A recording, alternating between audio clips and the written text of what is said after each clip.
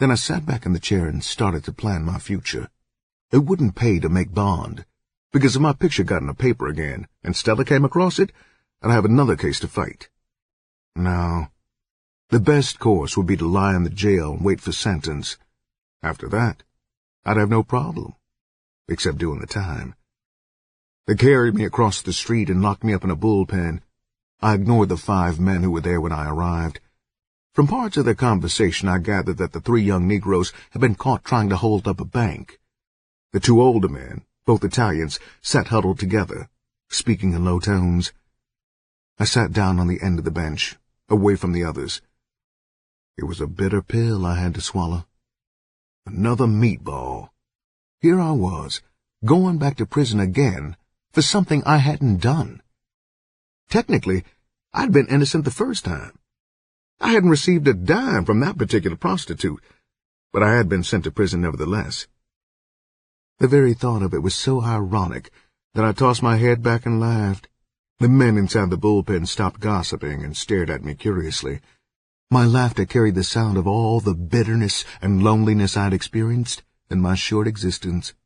Mockery was the answer to my stupidity. For what else could I call it? Not cleverness.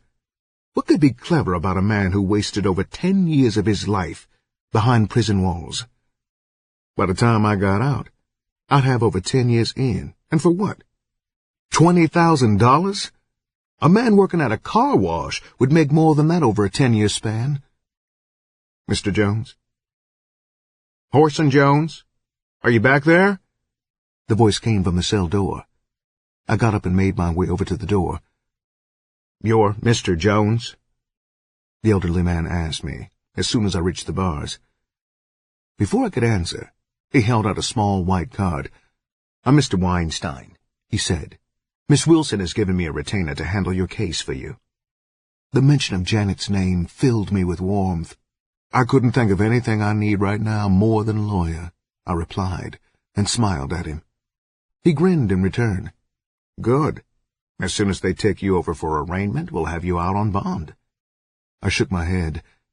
I don't want any bond, Mr. Weinstein. As far as I'm concerned, I don't think I've got a chance of beating this case. He scratched his small graying mustache. You haven't made a statement yet, have you? He asked quickly. No, I answered, then continued to explain why I believed my best chance would be to plead guilty. He remained silent for a few seconds. If that's the case, you better work it like that. I can see how they got you. We would never be able to break down their testimony once they revealed both of your records. No doubt about it. They're going to find you guilty. He hesitated briefly. You can still make bond, though. You might as well have a few months on the street. I shook my head. For every day I do in jail, waiting to go to trial, when I get sentenced, it will come off my prison sentence. Isn't that correct? I asked, not bothering to give him the real reason why I didn't want to get out. Oh, yes. You'll get every day you spend in jail. I can guarantee you that you'll get that, even if you don't want me as your lawyer. Oh, yes, I want you, I replied. In fact, if you'll make the proper arrangements, I'll see to it that you get your money today. That's not necessary, he answered quickly. Miss Wilson gave me $1,000 as a retainer and informed me that money was not the problem. She said to tell you that she would handle the financial end of it. In fact, he continued, she's waiting down the hall. I'll try and see if she can get back here for a few minutes when I leave. I'll see you in court then, I said abruptly. I knew as well as he did that I didn't really need a lawyer. It was all a matter of show. You were supposed to have one. If you didn't, the courts would just appoint you one. He turned and walked away. I clutched the bars tightly as I waited for Janet's appearance. I could hear her heels clicking as she came down the hallway. I waited with my heart thumping loudly until she came into view. She covered my hands on the bars with hers. I could see the circles under her eyes from where she'd been crying. Hi, she managed to say with a forced grin. Hi, baby. I couldn't think of anything to say. Just to stand there and look at her was enough for me. I talked to the lawyer, Whoreson. He says you're going to have to plead guilty. I don't understand. Listen, baby," I said, and stared at her earnestly. "I ain't gonna try and give you no bullshit. You know that me and Boots ain't been together ever since Tony copped her while I was in prison, don't you?" She shook her head in reply. "I ain't got no reason to lie to you now, Janet. So this is the truth, baby." I gathered up my wits and began to lie fluently. "Before I left Detroit, baby, I saw Boots and told her I was leaving. Now, she wanted to get away from Tony, so I told her I would take her with me. I didn't say anything about us going back together, honey, but I will admit that we stopped on the highway and checked into a motel and had sex. I don't know if she got the idea in her head that I wanted her, but when we reached New York, I paid for her hotel room and gave her $50 to make it with. Then I stepped out of her life." I watched her closely to see if she was going for it. Her eyes were large, and she stared at me with complete sincerity. "I believe you, honey. I really do." Maybe she was just mad about us getting together. She dropped her head and muttered quietly, "I can't help myself anyway, Whoreson. I miss my period." For a minute, her words didn't ring a bell with me. Then it came to me like a flash. "What, baby? Are you sure?" I wanted to pull the bars down and take her in my arms. Two of the young brothers came up to the bars and stared over my shoulder at Janet. I could hear them talking amongst themselves as they walked back to give me some privacy. The third one walked over to make sure, and I could hear them exclaiming that it was Janet Wilson, the singer. She shook her head and smiled up at me. "If I am pregnant, the baby has to have a name, Whoreson. I mean, I'm not going to bring any children into this world without a father." "See the lawyer, baby," I said happily. "He can arrange it so we can have a quiet marriage in the jail. We won't be able to have a honeymoon for at least 3 or 4 years, but when we do, it will be beautiful." "That's all for now, miss," the guard said quietly as he walked up. "We'll be taking them over to the courtroom shortly, so if you want to see him again, I advise you to wait over there." I watched her walk away.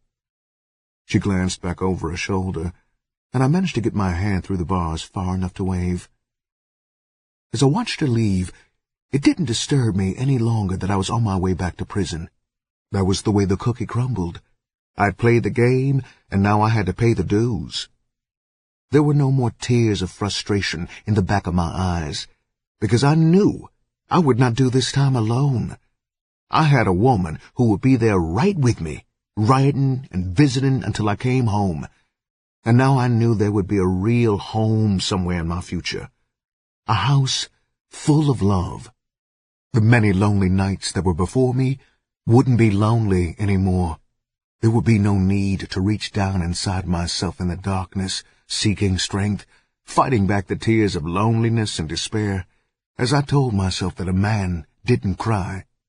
The stark reality of the bars and gray walls that would be part of my life for the next few years held no fear. If Janet had me a boy child, how beautiful the world would be. He would never have to experience the poverty and vice of the slums. I bit my lip as I tried to remember the old toast an old Khan had once told me. It fitted me to a T. The jungle creed said the strong must feed on any prey at hand.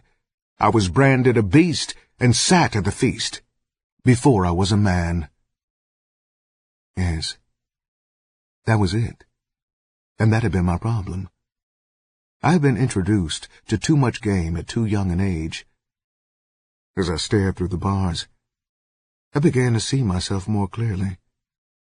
In the past 4 hours, I had finally grown up. I knew now that I'd never again put myself in the position where a woman could send me to prison on a whim.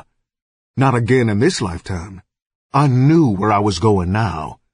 Maybe I didn't know when I'd get out, but whenever I did, there would be another way of life waiting on me.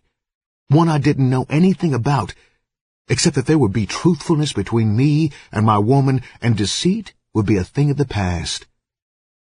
I smiled at the thought. I had a lot to learn, but I had a lot of time to learn it in. I glanced at the 3 young boys, huddled together on the bench.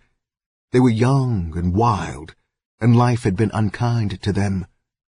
Maybe one of them would find his way while in prison to a life away from vice and corruption. And most of all, away from the streets of broken dreams. This concludes the reading of Whoreson, The Story of a Ghetto Pimp, by Donald Goines. Copyright 1972 by Donald Goines.